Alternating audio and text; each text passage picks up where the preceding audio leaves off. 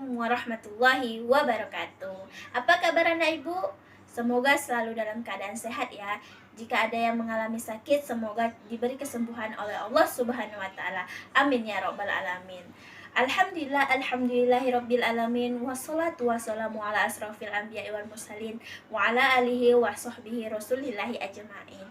Puji syukur kehadirat Allah Subhanahu wa taala yang telah memberikan kita rahmat dan karunia-Nya sehingga kita dapat melaksanakan proses pembelajaran kita pada hari ini. Salawat serta salam mari kita curahkan kepada Nabi kita yakninya Nabi Muhammad SAW dengan mengucapkan Allahumma sholli ala sayyidina Muhammad wa ala ali sayyidina Muhammad. Nah, di video kali ini Ibu akan menyampaikan tentang kerajaan Islam yang ada di Kalimantan. Silahkan disimak ya anak-anak. Kerajaan Islam di Kalimantan. Islam mengakar kuat di Pulau Kalimantan. Seiring dengan perkembangan Islam di bumi Nusantara, ada banyak teori tentang kapan Islam masuk di Kalimantan. Marzuki dan Tarik dan Kebudayaan Islam menjelaskan, di Pulau Kalimantan Islam masuk melalui pintu timur. Kalimantan Timur pertama kali diislamkan oleh Datuk Ri Bandang dan Tunggang Parangan. Kedua mubalik ini datang ke Kutai atau Kalimantan Timur setelah orang-orang Makassar masuk Islam. Proses Islamisasi di sini dan daerah sekitarnya diperkirakan terjadi sekitar 1575 Masehi. Teori lain menyatakan Islamisasi Kalimantan mungkin berlangsung atau dimulai dari Kerajaan Brunei. Pada masa itu, Brunei merupakan pelabuhan dagang yang paling terkenal di Kalimantan. Menurut Marwati Junaid Posponegoro dan Nugroho Noto Susanto, dalam Sejarah Nasional 3, di seluruh Kalimantan terdapat kerajaan-kerajaan yang bercorak Islam, baik yang besar maupun yang kecil. Berikut ini 3 kerajaan Islam yang pernah eksis di Kalimantan. Yang pertama, Kerajaan Banjar. Kerajaan Banjar atau Banjarmasin terdapat di daerah Kalimantan Selatan yang muncul sejak kerajaan-kerajaan bercorak Hindu, yaitu Nagara Dipa, Daha, dan Kahuripan yang berpusat di daerah hulu Sungai Nagara di Amuntai kini. Raden Samudra dinobatkan sebagai Raja Banjar oleh Patih Masiri, Muhur, Balit, dan Kuin.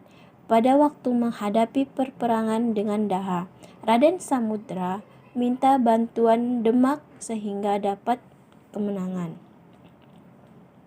Sejak itulah penguasa kerajaan Samudra menjadi pemeluk agama Islam dengan gelar Sultan Suryanullah. Islamisasi di daerah ini terjadi sekitar 1550 Masehi. Sejak pemerintahan Sultan Suryanullah, kerajaan Banjar meluaskan kekuasaannya sampai Sambas, Batang Lawai, Sukadana, Kota Waringin, Sampit, Madawi, dan Sambangan.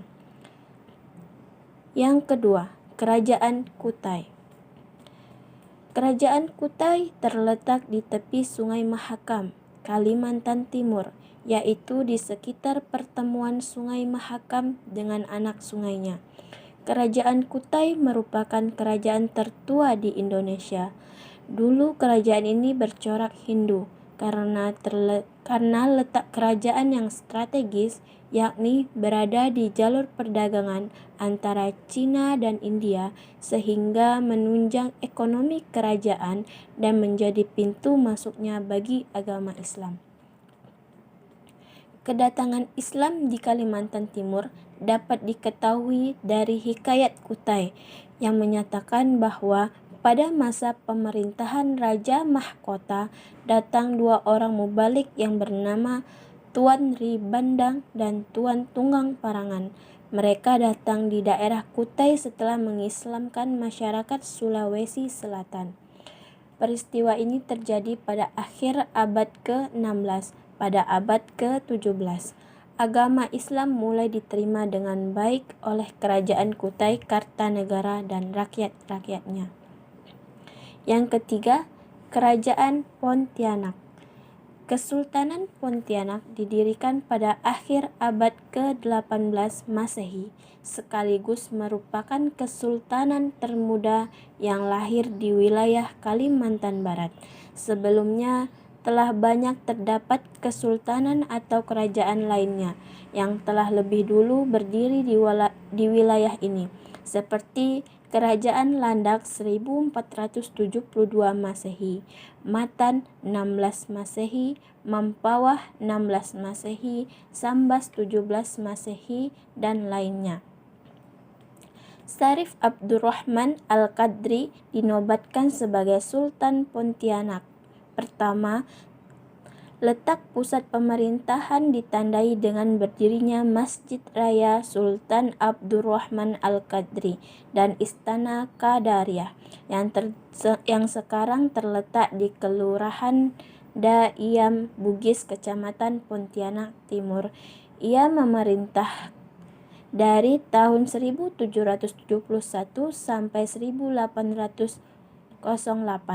Pada masa pemerintahannya, Kesultanan Pontianak terus mengalami kemajuan hingga menjadi kekuatan baru di wilayah Kalimantan Barat dalam aktivitas perdagangannya. Hal ini karena posisi kerajaan yang strategis sehingga banyak pedagang asing yang singgah. Nah, tadi telah kita saksikan secara bersama-sama video yang tentang 3 kerajaan besar yang ada di Kalimantan. Semoga apa yang Ibu sampaikan dapat bermanfaat bagi anak-anak semua, dan jika ada kata yang salah atau pengeditan yang salah, mohon maaf. Wabillahi taufiq wal hidayah.